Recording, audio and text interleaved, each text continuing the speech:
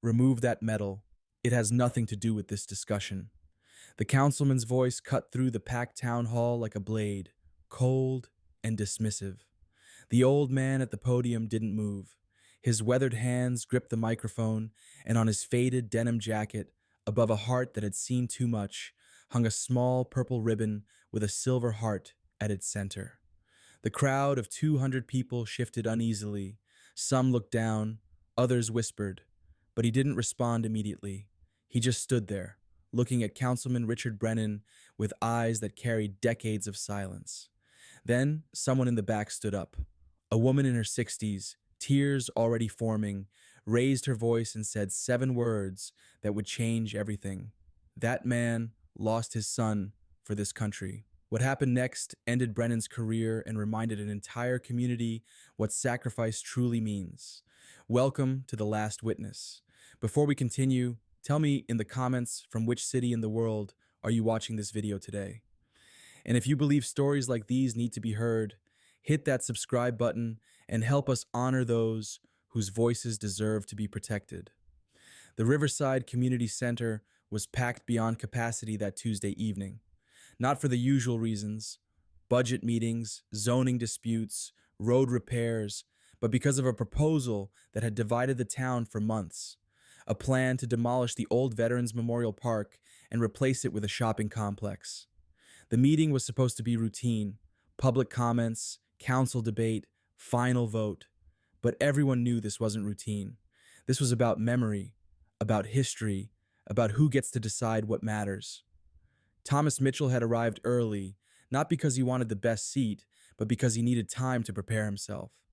At 73, speaking in public still made his hands shake, not from fear, but from something deeper, something that lived in his chest alongside the shrapnel that never fully healed.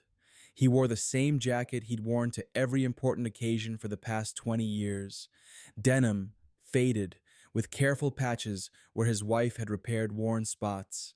And pinned above the left breast pocket, the purple heart he'd received 49 years ago in a hospital bed in Da Nang, when he was too broken to understand what it meant. Thomas had never spoken at a town meeting before, had never spoken publicly about his service, about Vietnam, about the things that woke him at 3 in the morning when the house was too quiet. But the memorial park wasn't just about him. It was about names carved in stone, names of boys who'd never made it home. When the public comment period opened, hands shot up throughout the room. Brennan, presiding with the casual arrogance of someone who'd never lost an election, pointed to speakers with perfunctory nods. Business owners spoke about economic growth. Residents argued about traffic patterns. Everyone had an opinion about progress. Thomas waited. His name was too. That's when Margaret Henderson stood up. Margaret was 74, a retired schoolteacher who'd taught half the people in that room. She'd never married, had devoted her life to other people's children, and was known for her gentle manner and soft voice. But when she stood that night, her voice carried like steel. That man, she said, pointing at Thomas, lost his son for this country. That medal he wears represents bloodshed for your freedom to sit in that chair and make a fool of yourself. Brennan's face flushed. Ma'am, you're out of order. But Margaret wasn't finished. His boy Danny was in my 6th grade class. Sweet child. Always helped other kids with their homework. He died protecting strangers in a country most of us can't find on a map. And you want to call his father's sacrifice irrelevant? More people began to stand. Slowly at first, then faster. Veterans, parents, children, elderly couples. They stood in silence, not clapping, not chanting, just rising like a tide. Brennan banged his gavel. Sit down, all of you, sit down. But they didn't sit.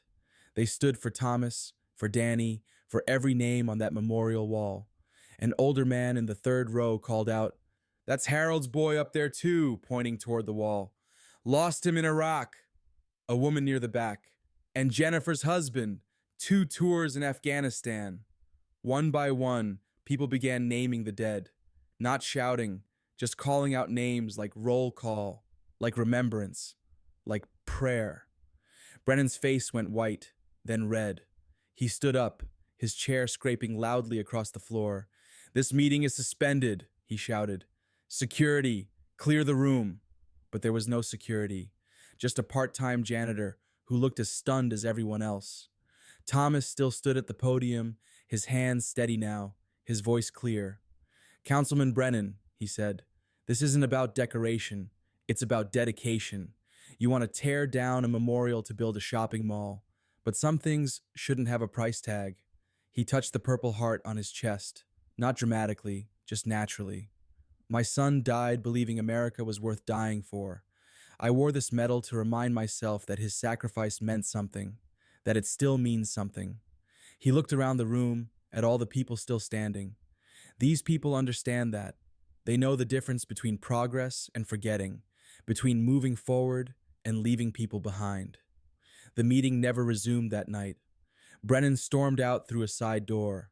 The crowd eventually dispersed, but slowly, reluctantly, as if leaving would break some spell. Within hours, cell phone videos of the confrontation were online. By morning, news trucks were parked outside the community center. By afternoon, Brennan's office had received over 3,000 phone calls, most of them from out of state, all of them angry. The local newspaper ran the story on the front page with a photo of Thomas at the podium, the Purple Heart clearly visible. The headline read, "Veterans Silenced at Town Hall."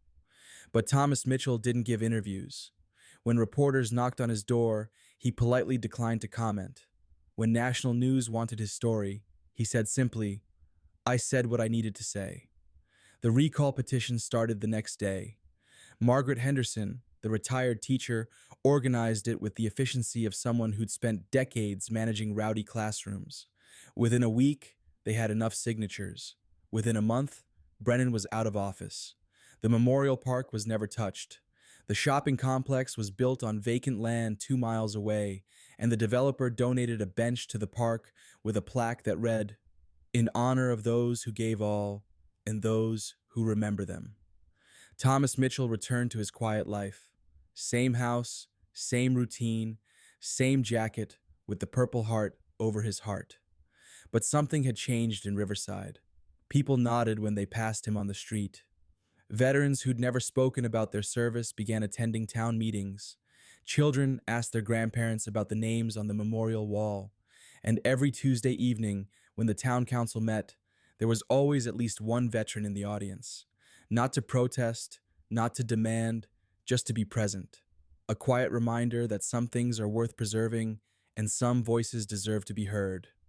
Councilman Brennan disappeared from public life. No statements, no apologies, no explanations. His political career ended not with scandal or corruption, but with 7 minutes of cruelty toward an old man who'd already given more than most people ever would. The last anyone heard, he'd moved 3 states away and taken a job selling insurance. A fitting end for someone who'd forgotten that some things can't be bought, sold, or demolished. Because respect isn't a decoration you pin to your chest. It's something you earn through how you treat others, especially those who've already paid prices you'll never understand. Thomas Mitchell never removed his Purple Heart that night. He didn't need to. The room was already filled with people who knew its true value. So now I ask you, have you ever witnessed someone trying to silence a voice that deserved to be heard? Someone dismissing sacrifice they couldn't comprehend? Share their story in the comments. Tell us how it made you feel. Because here at The Last Witness, we know that some stories need to be told, some voices need to be preserved, and some truths are too important to let fade away. Thank you for watching. If this story moved you, share it, subscribe. Help us keep alive the memory of those who served and the courage of those who speak for them. And next time you see a veteran, remember, they didn't wear their medals for decoration. They earned them through dedication you'll hopefully never have to understand.